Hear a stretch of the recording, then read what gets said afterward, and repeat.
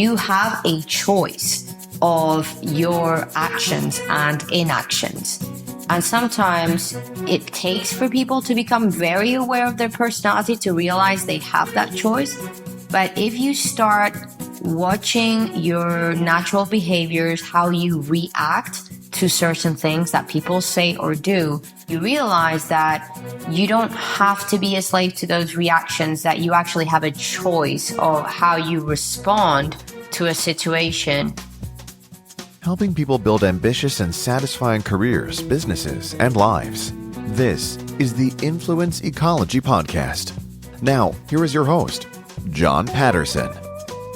Good morning, good afternoon, and good evening, wherever you are in the world. I'm your host, John Patterson, the co-founder and CEO of Influence Ecology, the leading business education in transactional competence. We're back for the 2017 season of the Influence Ecology Podcast, and I'd like to thank our guests and listeners for making us a success in 44 countries and counting. Broadcasting from Ojai, California, this podcast features case studies, stories, and lessons from business owners, executives, and entrepreneurs who found real solutions, real results, and real satisfaction, not only with work, career, and money, but in every area of life. You'll hear how these ambitious professionals found that those who transact powerfully thrive. Today's feature is an interview with siblings Laura and David Senior Garcia. Located in Spain, they hold senior roles with Equilibria, the personality diversity experts chosen to coordinate 10,000 volunteers for the 2017 Super Bowl. Their company works worldwide to help people embrace and leverage diversity to elevate personal, professional, and organizational performance. You'll hear how studying transactional competence has improved their company's focus and helped bring cooperation to a diverse world. In today's talk, you'll hear Kirkland, Tibbels, and myself address how a transactional approach helps people understand the fundamentals of coordinated action. Here's the interview. Take a second and introduce yourself and give the world a sense of who you are and what you do. My name is Laura Senior Garcia. I'm from Spain. I am the Global Operations Manager with Equilibria. That means that I am involved with what we do around the world with our services in different areas. I have a 2-year-old daughter, and I'm a keen member of the Influence Ecology community. Great, thanks. David?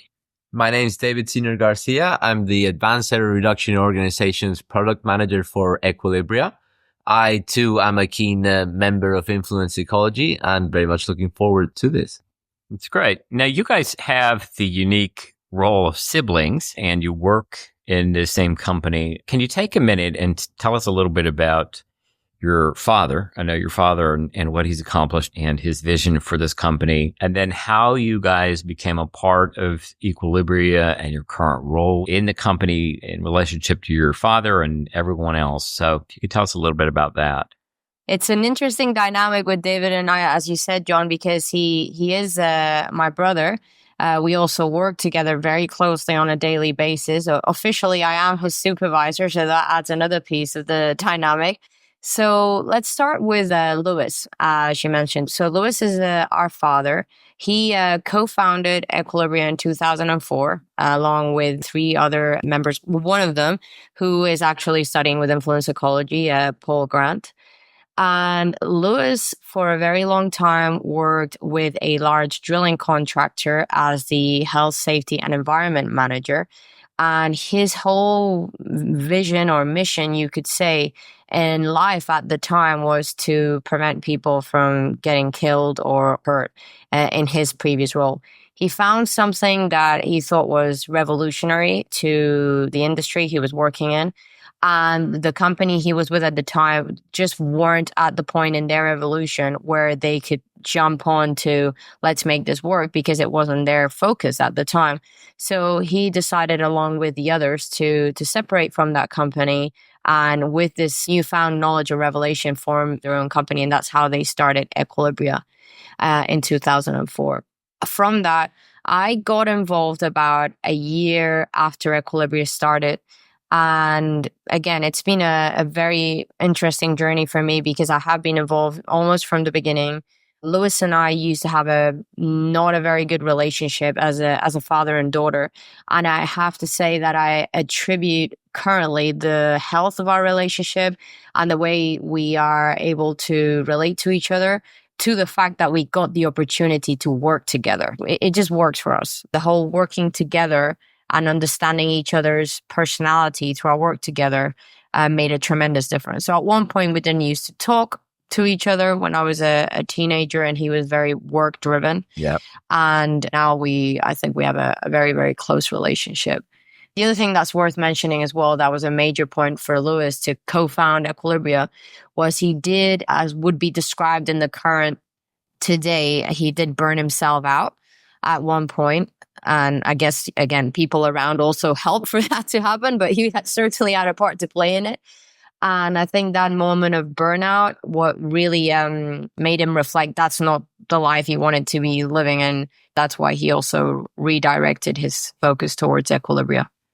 And just to take a second on him so that we can get to know Lewis just a little bit. We've met at one of our conferences. He seems like a very, very lovely man in a variety of ways. From my reading about him, my experience of him, he seems to be authentically committed to people and diversity issues, and that people can live and work in ways that satisfy themselves. Is there anything else that we should know about him and his vision? Well, in influence psychology terms, he is a performer for sure. So the glass is always half full, no doubt, absolutely always half full. But it's very invigorating for the people who work with him, for him to have this perspective, because he knows that we do something that makes a huge difference. And his determination and the glass half full sort of perspective makes everybody around him want to make it happen. He's always encouraging the people around him towards a very clear vision. Very good. And David, when did you come into the company, and what kind of relationship do you have with Lewis? It's always been a bit different for me because Laura actually was a bit of the, let's say, if there's a good and a bad, the bad one at home when we were growing up.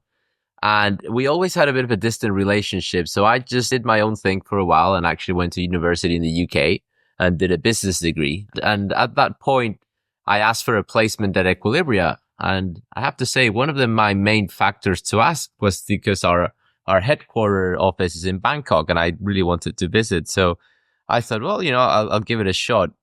And it actually worked out really well. Did a couple of 2 months placements as I was doing my business degree in the UK.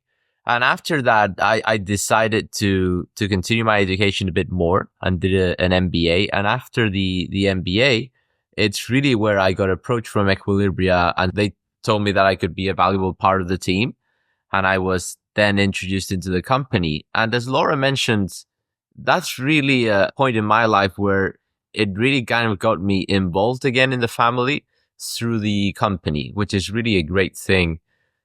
As I was just kind of a bit distant and then really kind of focused on my own kind of paradigm. And since really joining the organization, it was a really great chance to getting to know Laura in a new light, to a point where we really kind of work together on a daily basis. And actually, as she mentioned, she is my supervisor and she's a really good one too, is able to take into account my personality style and how to make my performance be best. And with Lewis, it's always been a very good relationship that we've had. We're very different. And the more and more that we know each other and the more and more we actually practice what we do in terms of personalities, the more we can embrace each other. Always had a good relationship with him, but we're very different people. I look at the world probably from more of that realistic side. Mm-hmm. So his optimism every now and then has always been a bit of a challenge to the way I see things. And I think one of the opportunities that we have here today for people who are listening is, it's often said, at least in the United States, I don't know how it is in Spain or in Europe, there's often a warning about working with family. Be careful about working with family, or perhaps even here people would recommend you not work with family. But your message from both of you is quite the opposite. And especially that working in a business has given you, your family, a particular focus, a purpose, a direction. a reason to come together, a reason to work together, and that you teach about personality, and we do too at Influence Ecology. It sounds like that working together has been a primary driver in coming to understand one another in all kinds of new ways. I would really agree with that. And I'd just say that I actually think we're performing better as a family since we all got involved in the same organization, which fully agree that is really uncommon. I've had some personal friends and very close people to my life that through working family businesses, quite successful too, have actually pulled their families apart. And it just really has not been the case with us. I think the line of business we're in with understanding the diversity of people and embracing others to a large degree helps. But I've also seen it go wrong. So I think you captured it very well, John. I think it is useful to note that since both of us are in the personality business, we're actually in a transactional competence business, and personality is a component of what we teach.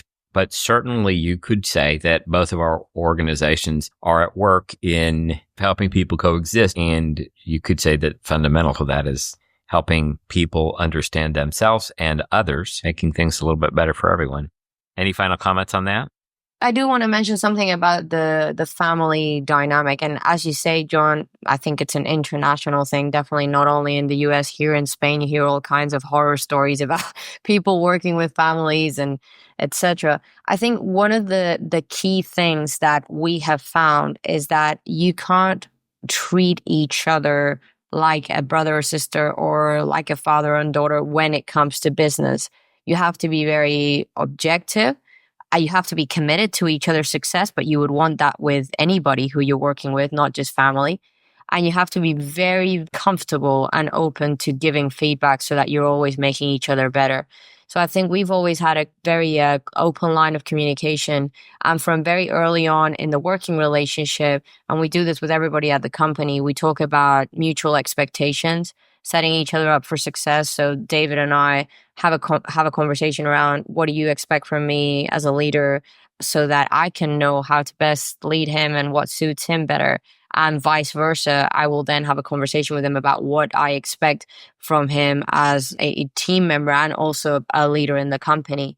Now, we also have those conversations in terms of father, daughter, brother, sister, but the expectations are not the same, which again helps to make things work when you have clear expectations from each other and you can identify what role you're playing at what time.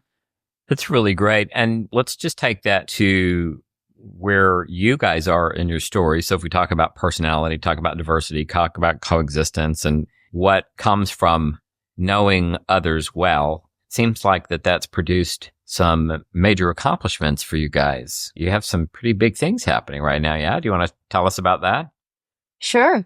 It's a fun time to be doing what we're doing in Equilibria in the sense because we have for a very long time been involved with oil and gas. And right now the energy market or the oil and gas market is in a very slow time due to low oil prices, etc. So it makes that market very, very challenging to operate in. Through the work that we have done with one of our long-term clients, we got exposed to the Houston Super Bowl host committee. And for us, David and I being Spanish, Louis being from the UK, as you can imagine, we don't know a lot about American football, but we certainly know about working with people and how to help teams to perform better through taking this personality dynamic into account. So we got exposed to the Houston Super Bowl host committee. We're working with the people from the city of Houston who work with the NFL to organize everything that needs to happen in Houston for the Super Bowl in February of 2017 to be the best Super Bowl to ever take place. Those are the people who we're working with right now, as well as the 10,000 volunteers from the city of Houston to help with all the surrounding things for the event. And so you're assisting the Super Bowl committee in having 10,000 volunteers coexist effectively. Basically, yes. Yep. That's fantastic, by the way. I mean, that's quite an accomplishment to be asked to do so. And I can only imagine the wonderful chaos that you get to put into order of some kind. Anything you'd like to say about that? Well, first of all, I definitely think the first time that the volunteers got exposed to the e-colors, which was at the Toyota Center at where the Houston Rockets play in Houston, is probably the biggest group that has ever had kind of exposure to the e-colors or our personality tool in one go, you could say. I mean, it was over 8,000 people there. So it was a very major event for us. And there were days where we had over 1,000 people taking the PDI online in one day. So it was very, very major. And also, it's created all kinds of media opportunities. Just yesterday, Lewis, who we mentioned before, was on the Great Day Houston show with Deborah Duncan. So we've been on several TV shows over the past couple of months. It's really been quite exciting. That's wonderful. Thanks, David. Anything else you want to add about that endeavor? Not about that particular one, but I will say that also working with influence ecology has really helped us understand the value of strong partnerships. And we have a specific partner in human performance, another organization that we've closely partnered with. And just the whole understanding of how to transact with others in powerful long-term transactions has really helped guide that partnership. And thanks to that, we've also been able to reach different countries that we haven't been in before, like Saudi Arabia, and different sort of industries like nuclear, steel manufacturing, and several others. So it's really, again, applying the lessons that we continue to learn with your programs have really helped us in several kind of fronts of the organization.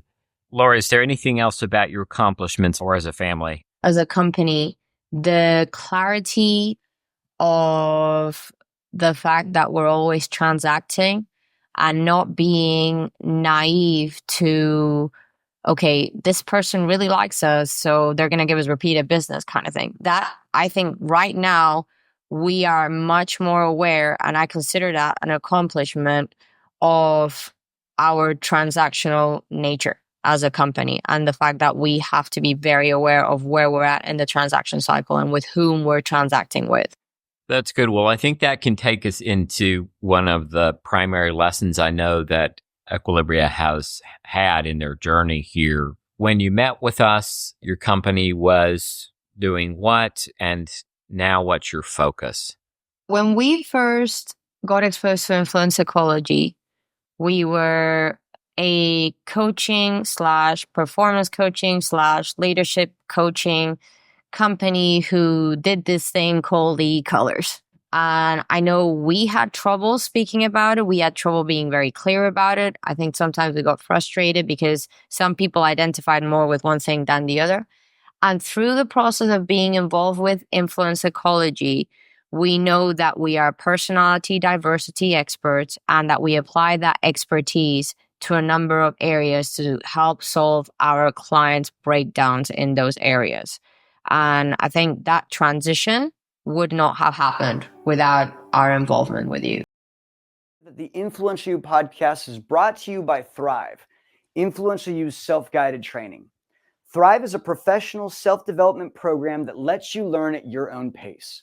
Thrive members enjoy weekly live e-coaching sessions and an ever-expanding library of exclusive video lessons taught by our faculty, consultants, and industry experts. Sign up today and use promo code 30days to get a Thrive self-guided training subscription free for 30 days. That's coupon code 30DAYS. For links or to find out more, you can click the link in the show notes for this podcast, or in the USA or Canada, you can text the word Thrive to 805-262-9008, and we'll send you the registration link right to your mobile phone. Again, text the word Thrive to 805-262-9008. You can cancel at any time. Now, back to the interview. I love that you said coaching / this / that / all these things. And that's a common thing for people when they own a small business moving towards a large business.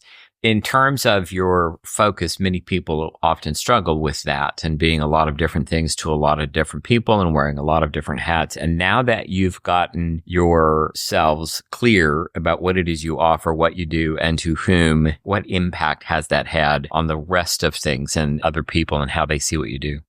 I think we're starting to get the benefits of that. it has to be acknowledged that transition isn't always easy, but I think it gives us peace of mind that that's really what we're focused on, and it's a long-term play. That performance coaching, leadership coaching, et cetera, et cetera, et cetera, as Laura said, did get us to a very good point. But at the same time, we then struggled a bit. So I think now we're setting ourselves up for the long-term future. So a lot more satisfied with that. Right, Laura? The only thing I would like to add to that is through the process of focusing, as David said, it's not easy. However, you also learn who's going to be around for the long term because that's what they're really about. So we've had some, great people leave Equilibria because their passion was not in personality diversity. It was more in performance coaching, but again, in a very great kind of dignified way. Great. We know we did business and there's an open door to do business again in the future. And the reason I mentioned that is it just, having people on board who are passionate about specifically where the company is going and what you do, I think is key if you're going to be around for a while. Absolutely. Well, I think one thing to acknowledge, and perhaps I'll ask you about this, is you mentioned that you're a company primarily focused on a customer in the oil and gas industry, and that since that industry is in a downturn at the moment, at least, it sounds like you found a way to not just survive, but perhaps thrive or excel with this new focus. Anything you care to say about that? We've always been about more than just the energy sector. We love working with our clients in the energy sector because it's where we started. We are very passionate about helping them with some of the issues that they face around high risk environments, etc. But however, we also know we can make a big difference in other areas that are not exclusive to high risk industries, such as inclusion and diversity.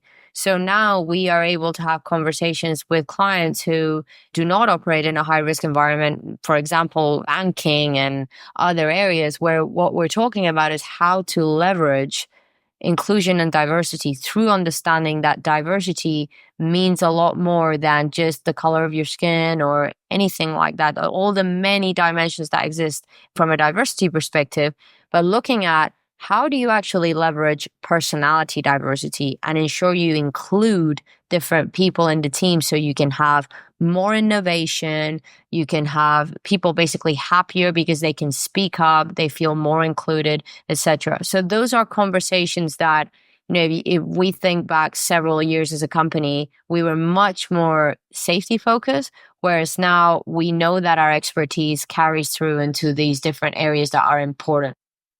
And from a long-term perspective, then, do you feel like your company has a bit more security in a variety of markets rather than this one or that one that may or may not survive well in different sort of economic downturns or moves in the marketplace? Definitely. And keeping our focus too, which really feels good. Really being able to keep your focus on what you're focused on, but actually reaching a variety of industries. It's just a really good safeguard. Well, one of the notes that you sent me says, at Equilibria, we do not want the next generation to take over a company. We want the next generation to be part of shaping its direction. Can you tell me about that? What does that mean? We are all about intentionality and intentional legacy rather than, let's just say, for example, the way we work with Lewis. He is very, very clear about why he's doing what he's doing, how he's going about it. The same with Paul, very transparent in the way that they manage the business as co-CEOs, allowing us to be a part of decision making, making us feel a part of the legacy that they're building. So although authority is clear and, with whom the authority rests, you are included in decisions that affect the long-term vision of the company because hopefully you will be a part of that long-term. I think the key thing is the intentional legacy. That's where that comment came from. David, anything to add? Yeah, that and the fact that we're both board members and have an active role in shaping the future of the company, as opposed to waiting our turn per se. I think that's something that's always been like that ever since we came in. We've been really helped to get to a position where, and only because we've been deserving it, of course, not because of anything else, but we're really now at a position that we are part of the future of the company, and our voices are very much heard in how we move forward. Really great. Well, are there things that you would want people listening to know about yourselves or your company? So I think the key thing is where we're at now in our journey. For a long time, we've been all about helping people in team environments perform better through understanding their personality and the personalities of the people in their team, be it around, like I said, improved safety results or improved performance results, etc. Where we're going as a company now, especially through this opportunity with exposure to thousands of volunteers and a much wider market, is we're also finding ways to help people at the individual level who don't particularly have to be a part of a corporation or a large organization, but who want to learn about what we do and learn about how to benefit from understanding their personality and the personality of those around them. But they just want to do it as an individual and not as part of an organization. So we're at work a lot on that right now. And we are building our offering to be able to really deliver to that individual level as well. You and I are all talking about something that's very familiar to us, personality and how that impacts the way in which people work together, the way that they coexist, the way that it smooths the gears in an enterprise, the way that it can allow people a sort of understanding that produces a level of understanding that's quite uncommon. If you were going to tell people what they might do to begin to move towards that kind of understanding, let's just say they never take your personality test or they never involve themselves with you guys or with influence ecology, what would you recommend that people begin to do to move more respectfully in their workplaces regarding differing personalities or perhaps regarding diversity? So I'll take a shot at answering that, John. I think the biggest thing that people realize after not just our PDI or indicator or other tests in the marketplace, again, we actually call ours an indicator. I think the biggest thing is that you have a choice of your actions and inactions. And sometimes it takes for people to become very aware of their personality to realize they have that choice. But if you start watching your natural behaviors, how you react to certain things that people say or do, and you realize that you don't have to be a slave to those reactions, that you actually have a choice of how you respond to a situation by really kind of filtering, you could say, or thinking about, is that what I really want to say? Is that what I really want to do? Or what do I need to do to get out of my comfort zone or out of my natural reactive tendency to make this situation work? And also to just remember that the people you interact with, a lot of times we have this thing in the back of our mind that they are intentionally out there to mess with us or they have their own agenda. And for the most part, what I've learned through being involved with personalities for many years is it's just their natural style of going about things is different to yours. Usually, they don't have a wrongful intent to want to mess you up. It's just that they see the world differently. I would like to add just that without knowing about these specific tendencies or being very self-aware of the things, I would just say two things. First being, your natural tendencies are not always going to get you to where you want to get. So be very deliberate about copying an attitude, be very deliberate about your behavior in certain situations. And only because it doesn't feel natural at that point in time doesn't mean it's any worse. It's just that you may actually be doing the right thing.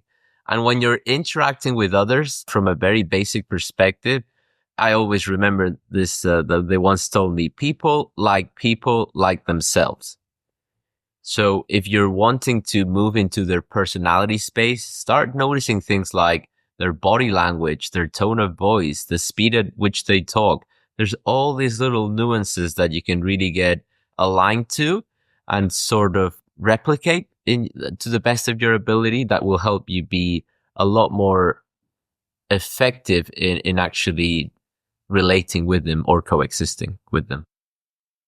It's really good. Well, one of the things I'm thinking about too that your company and our company have in common is from a diversity perspective, we work with all kinds of people and all kinds of cultures, many different nationalities, many different languages, many different viewpoints, many different religions, many different philosophies. So there's a diversity in our experience of people. There are people that I know that grow up not knowing other cultures, countries, languages, religions, philosophies, views, and the like, and oftentimes think that their view from their back porch is the way life is. And so as diversity experts in a world where there are people like that, and I would want to give room to people like that as much as I would want to give room to lots of different diverse views. What's your view on that and your own experience? As you said, John, we have had I would say, luck of growing up in a very diverse environment. David and I actually, even from our education standpoint, we both went to an international school. Our whole life has basically been immersed in diversity, you could say, and all the different dimensions of diversity. I think one of the things that I read recently has helped to summarize the way I approach working with people from all over the world, different cultures, etc. And it's one of the books that Influence Ecology recommends in their MAP program, which is Your Brain at Work. And it talks around how each of our brains is wired to think that we're right. So when I see somebody that has a very opposing view to the way I may see the world, I keep bringing myself back to that. That is their reality. And to them, they're right. So what can I do if we're going to work together to use my, what we call personal intervention or pause and play button to make that working relationship work? So if I'm happen to be more aware about diversity factors than the other person, what can I do to smooth things? Because it's going to benefit us both rather than try and get adversarial or I need to win my opinion. So I think definitely if you keep that in mind, that again, the person probably thinks they're right. That's why they are coming from that perspective. It helps the working relationship. Well, I think that's really great. And my hat is off to you for, I'll say, taking the high road in that situation where when you recognize that you're the person with the diversity expertise, you put yourself in the role of leadership, or perhaps you're going to be the bigger person and include rather than try to shift their view. You don't have to change people's views. You can work together and have very different perspectives. You can be friends and have very different perspective if you can find some common ground to stand on. All right, good. Anything else either if you'd like to say? One more thing that we haven't touched on is I just want to talk from my own experience, and this is just me as an individual, not just with Equilibria. One of the things that I have gotten from working with Influence Ecology as somebody in an executive position with a very young daughter, I started with the fundamentals of transaction program when my daughter was 3 months old. So, there was a lot going on in my life at the time. And the level of commitment and study seemed really high at the time. I know now that it was absolutely worth the investment of time, effort, resources, because of what it's done for my ability to take care of my conditions of life. And again, I just wanted to mention that as an individual, that you can be a working mom and have a very demanding job in terms of responsibilities. But if you set yourself up right and you're clear about where you stand in your aims, in your conditions of life, and in your scheduling as well, you can do very well with this. Great, Laura. Thank you very much. That's wonderful. David, anything for you? Just closing out, as Laura said, from that individual level, that it's really the environment that is set in influence ecology to really become, or not only become, but maybe for some that are already there, live like an ambitious adult and make the most out of it is really phenomenal. And there's a lot of learning to be had in many areas, not only in professional life, but also kind of the mirror you help put up to people and really kind of realize the importance of health and the importance of other conditions of life that may have not even been in the radar for people. So it's just really, really helpful life development programs that you're running. It's great. Well, to both of you, thank you very, very much for taking the time out of your, I know, very busy schedules to speak with us and help and offer some of the lessons that you've learned to other people. It's just a privilege to know the both of you, and I look forward to our continued work together. Thank you very, very much for the opportunity. We really enjoyed it. Yeah, appreciate it.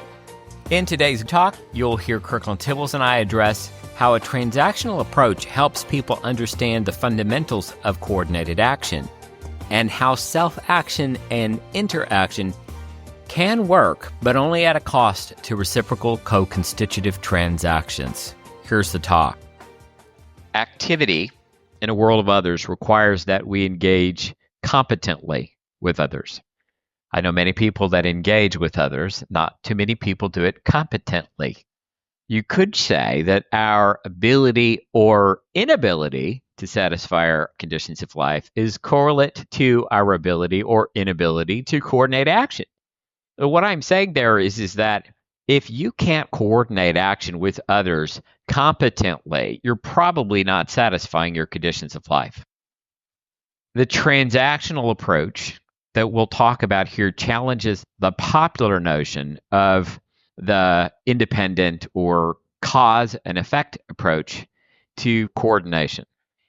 And we're going to point to these because if you're going to develop your transactional competence, you might want to notice if you're self-actional or interactional. We're proposing a transactional approach, and simply said, the self-actional or self-acting approach to coordinating action is quite individual and independent.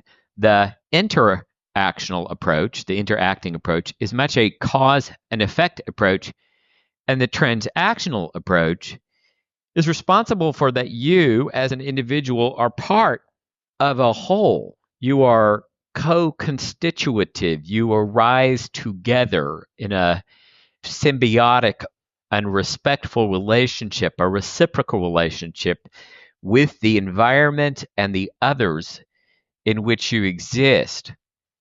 So if I want to coordinate action with others, and we're saying transacting might be the better approach, what does it look like to self-act? Well, self-acting is when I try to get stuff to happen. I'm going to use some pretty dirt in the street language. When I try to get stuff to happen by being some sort of overlord of it all, that I can somehow manifest, cause, bring into being myself or others or things to act as I imagine or that I intend that they act.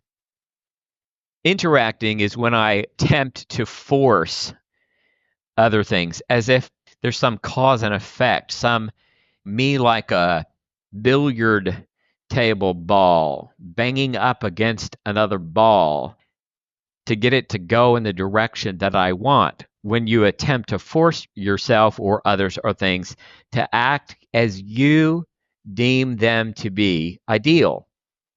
We hear often people saying something like, why don't people just do what they know to do?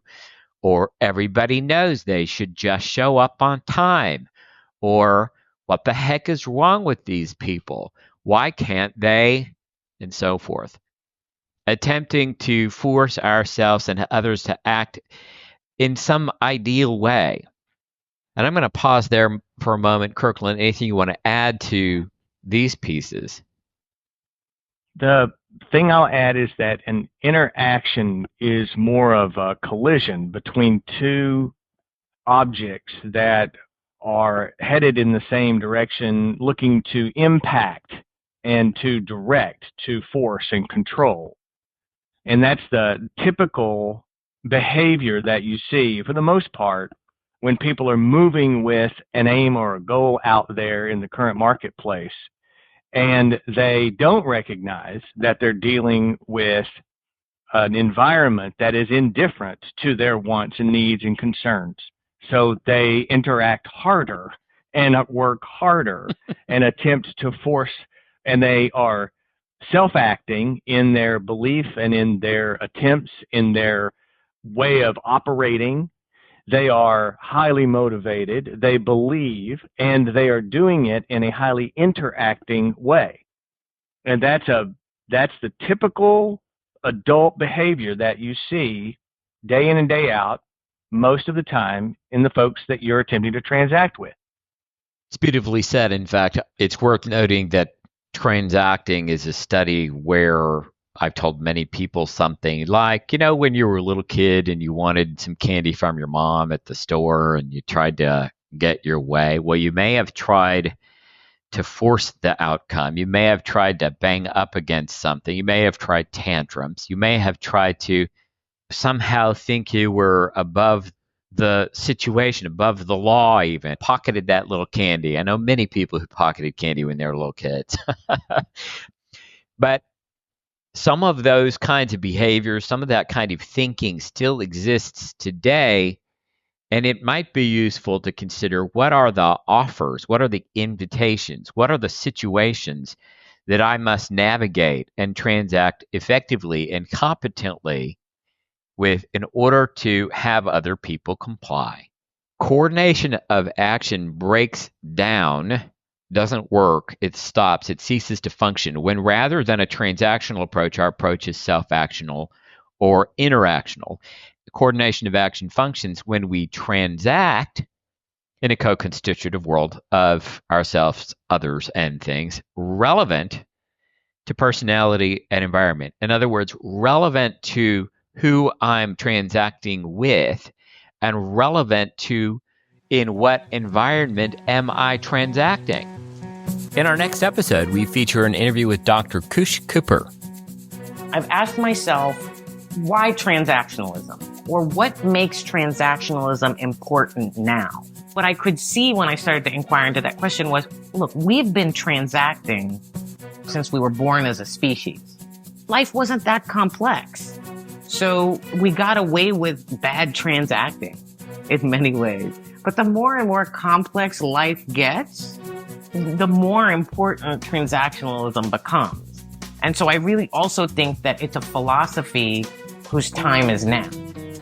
If you enjoyed this podcast, we ask that you share it with others. You can share it from our website at influenceecology.com. You can subscribe on iTunes or any place you get your podcasts.